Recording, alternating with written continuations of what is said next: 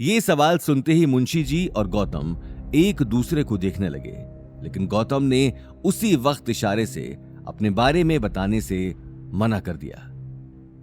वक्त आने पर आपको सब पता चल जाएगा। अभी मैं आपको कुछ नहीं बता सकता। अभी मुझे चलना चाहिए। ये बात कहते ही मुंशी जी तुरंत वहां से निकल गए। अवनी एक पल के लिए खामोश खड़ी थी।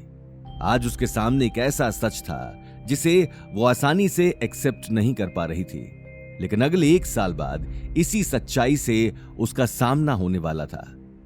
अवनी को इस बात का ख्याल आते ही मुंशी जी को रोकने के लिए वो गेट से बाहर जाने लगी। लेकिन बिना आपके हुक्म के बारे में जाने मैं ये नेकलेस नहीं ले सकती। मुंशी जी वहां से जा चुके थे। अब सभी लोगों की नजर अवनी और गौतम पर टिकी थी। पूरे हॉल में सन्नाटा छा चुका था। उसी वक्त गौतम ने सन्नाटे को तोड़ते हुए कहा, अवनी, मैंने कहा था कि मैंने नेकलेस नहीं चुराया। गौतम की आवाज सुनते ही अवनी को अपनी गलती का एहसास हो गया, लेकिन वहीं दूसरी तरफ गायत्री देवी को बहुत बड़ी अपॉर्चुनिटी सामने नजर आ रही थी। गायत्री देवी सिर्फ पैसों के पीछे ही भागती थी। उम्र बढ़ने के साथ साथ उसके दिमाग में पैसों का भूत बढ़ता जा रहा था, और अब तो अवनी जैसा बहुत बड़ा बैंक उसके सामने था, जिस पर जोधपुर का शाही परिवार दिल लुटा बैठा था। ये बात सोचते ही उसके दिल में अवनी के लिए अपना नजरिया चेंज हो गया, और उन्होंने प्यार से अवनी के कंधे पर हाथ रखा। अवनी, तुमने कभी मुझसे इस बात का जिक्र नहीं किया कि तुम इतने बड़े परिवार को जानती हो, और तो और दादी सा आपको गलतफहमी हुई है। मुझे खुद इस बात का कुछ अंदाजा नहीं है। बस अब कितना छुपाओगी? सच कहूँ तो गलती मेरी ही है। मैंने कभी तुमसे अच्छे से बात नहीं की, हमेशा तुम्हें डांटा। बेटा, मुझे माफ कर दो, लेकिन इस तरह अपनी दादी सा से कुछ छुपाओ तो मत। अचानक गायत्री देवी का बदला हुआ रूप देखकर शनाया का चेहरा गुस्से में तमतमा गया। वहीं गीता और अनिल हैरान रह गए और एक दूसरे को देखने लगे। एक ही झटके में पार्टी में आए हुए लोगों की नजरों में अवनी के लिए इज्जत बढ़ गई, और गीता ये मौका हाथ से नहीं जाने देने वाली थी। लेकिन इससे पहले कि गीता आगे कुछ बोलती, अवनी ने कहा, दादी सा, अब मैं कैसे समझाऊं कि मैं... ठीक है अवनी बेटा, अब अपने दिमाग पर इतना जोर मत डाल। मासा, अब अवनी की उम्र ही क्या है, और ऊपर से मेरी बेटी मेरी तरह ही इतनी ब्यूटीफुल भी है। हो सकता है अवनी ने जोधपुर के छोटे हुकुम को नहीं देखा हो, लेकिन उनकी नजर तो मेरी बेटी के ऊपर पड़ गई है। ये बात कहते हुए गीता गायत्री देवी को देखने लगी। अवनी बेटा, देख, तकदीर खुद तेरे पास आई है, इसीलिए आज मेरी बात को मत टालना।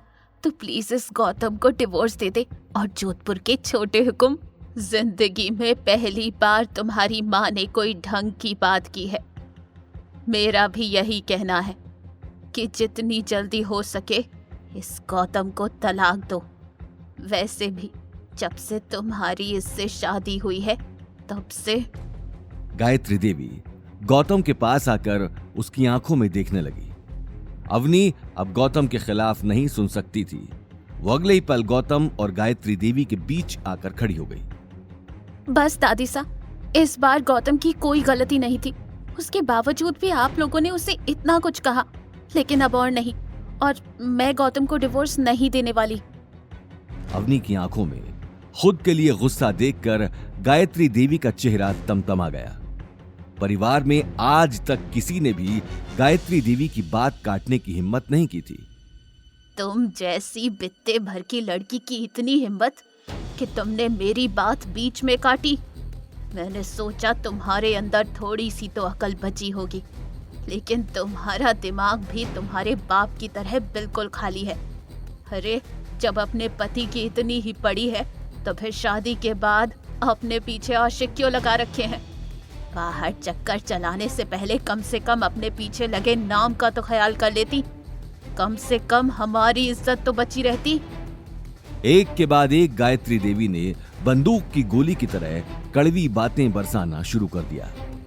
अवनी की आंखों की कोर गीली हो चुकी थी। गौतम अवनी को इस हालत में नहीं देख पा रहा था।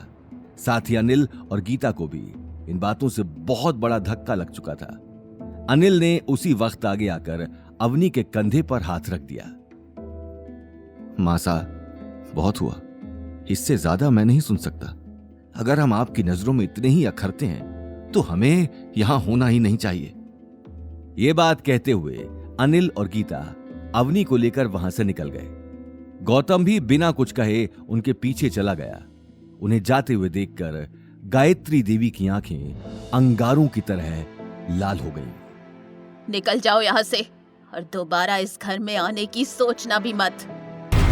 आगे की कहानी जानने के लिए देखिए अगला एपिसोड सिर्फ पॉकेट एफएम के यूट्यूब चैनल पर और रॉयल वारिस के सारे एपिसोड्स को सुनने के लिए डिस्क्रिप्शन में दी लिंक से डाउनलोड करें पॉकेट एफएम ऐप।